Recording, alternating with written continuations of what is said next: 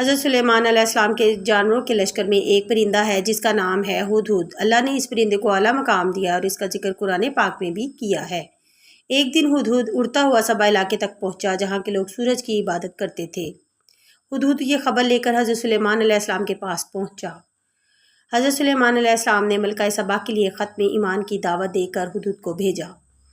ملکہ بلقیس کو جب یہ خط ملا تو اس نے آپ کو آزمانے کے لیے بے شمار دولت بھیجی، لیکن آپ نے وہ دولت فوراً واپس بھیج دی، بدلے میں صرف دین کی دعوت دی۔ پھر ایک دن ہدہد حضرت سلیمان علیہ السلام کو یہ خبر دیتا ہے کہ ملکہ خود آ رہی ہے اور ان کے پاس ایک بہت بڑی طاقت ہے جسے وہ زنجیروں سے باندھ کر اپنے محل میں رکھتی ہے۔ یہ سن کر حضرت سلیمان علیہ السلام نے اپنے محل میں پوچھتے ہیں کہ کون ہے جو ملکہ کا تخت لے کر آئے گا۔ آپ کا وزیر پل بھر میں تخت لے کر حاضر ہو گیا۔ جب ملکہ حضرت سلیمان علیہ السلام کے محل میں اپنا تخت دیکھتی ہے تو فوراً آپ پر اور آپ کے خدا پر ایمان لے آتی ہے۔ اس طرح ایک ہدہد کے ذریعے ایک پوری قوم اللہ پر ایمان لے